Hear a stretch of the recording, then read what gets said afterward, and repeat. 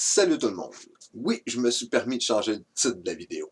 On est passé des nouvelles des conspirations à je ne sais pas si c'est vrai, mais... Par contre, les sujets ne changeront pas. Je vais toujours continuer de vous parler des théories du complot. Je vais toujours tenter de prouver si on a les technologies pour les réaliser. Ce qui n'est pas forcément une bonne chose. On va y aller pour commencer avec un projet qui a vu le jour dans les années 90. Il a été écrit par Serge Monast. On parle du projet Bluebeam. C'est quoi le projet Bluebeam? C'est un projet en 4 phases qu'on va décortiquer maintenant. Et c'est parti!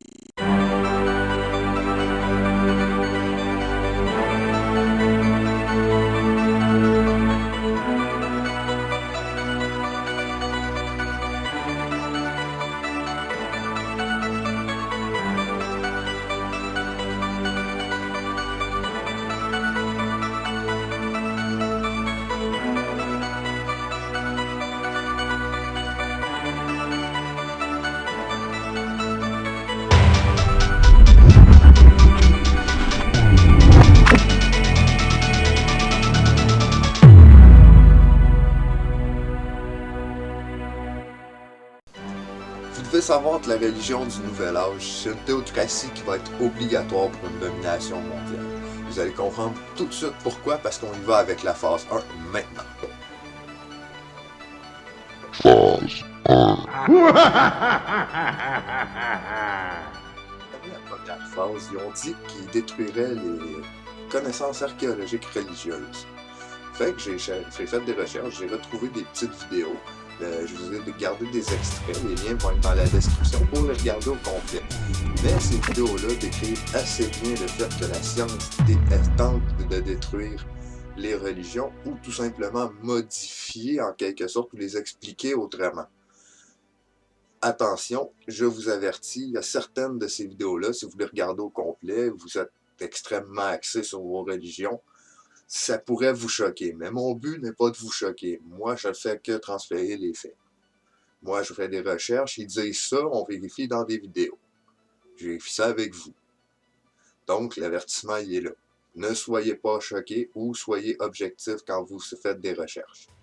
Toujours très important de ne pas mettre les convictions en premier sur ce qu'on voit.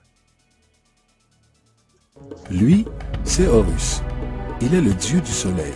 En Égypte, aux alentours de 3000 ans avant Jésus-Christ, il est la représentation anthropomorphe du soleil et sa vie est une série de mythes allégoriques impliquant le mouvement du soleil dans le ciel. De par les anciens hiéroglyphes en Égypte, nous avons une bonne connaissance de ce messie solaire.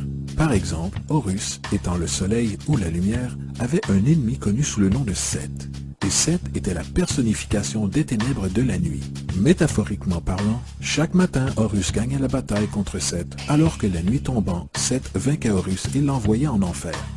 Il est important de noter que le concept de ténèbres contre la nuit ou de bien contre mal est l'une des dualités mythologiques les plus omniprésentes jamais connues et est toujours d'actualité à de nombreux niveaux.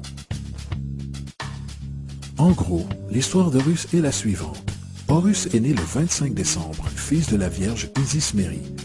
Sa naissance fut accompagnée par une étoile à l'est, et à sa naissance, il fut adoré par 3 rois.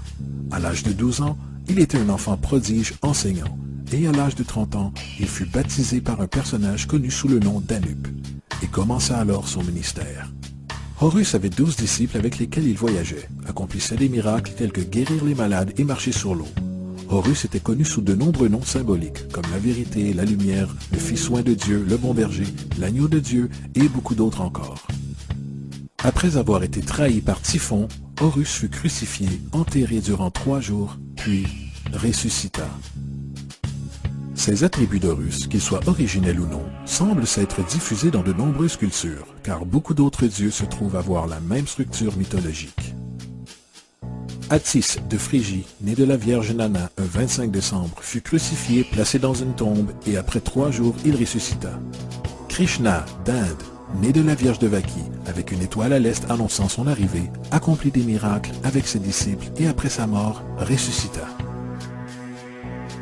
Dionysos de Grèce, né d'une vierge un 25 décembre, il était un enseignant ambulant qui accomplissait des miracles tels que changer l'eau en vin.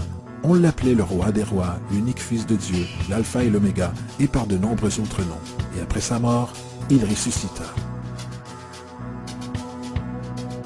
Mithra, de Perse, né d'une vierge un 25 décembre, avec 12 disciples, accomplissait des miracles et après sa mort fut enterré durant 3 jours, puis il ressuscita. On l'appelait également la vérité, la lumière et par de nombreux autres noms.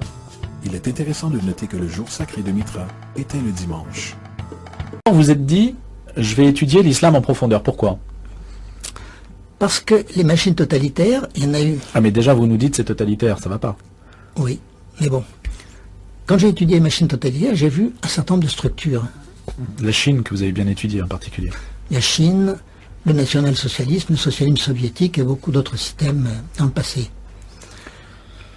Et l'islam contient une bonne partie de ces structures totalitaires.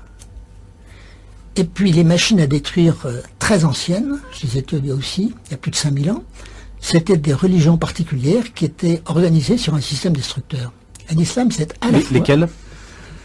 Les cultes au Baal, par exemple, mais il y en avait beaucoup d'autres. Et l'islam, c'est à la fois un destructeur fondé sur une religion, sur une structure qui était celle qui était dominante comme destructeur il y a 5000 ans, et sur une structure sociale. Pour les musulmans, pour les théologiens musulmans, l'islam, c'est din, dunya, daoula, c'est-à-dire une religion, une société, un État. C'est pas... Pour continuer, il faut savoir que David Icke a emmené des propos, des faits, qui touchent au fondement des religions. Sinon, il y a des théories complotistes aussi qui vont toucher au fondement des religions. Tout ça pour préparer le terrain à une religion mythico-scientifique que même les athées vont entrer dans le grand mouvement mondialiste que ça va créer. Une fois que les cerveaux vont être tous bien mochés et que les religions vont être bien là, ce qui va arriver, ben on va passer à la phase 2. Merci d'avoir écouté la vidéo. N'hésitez pas à vous abonner. Vous pouvez cliquer la petite cloche en bas de la vidéo pour pouvoir cocher la case notification relative à la chaîne et recevoir toutes les vidéos que je sors quand je les sors. Merci encore d'avoir été là et on se voit dans la prochaine vidéo pour la phase 2.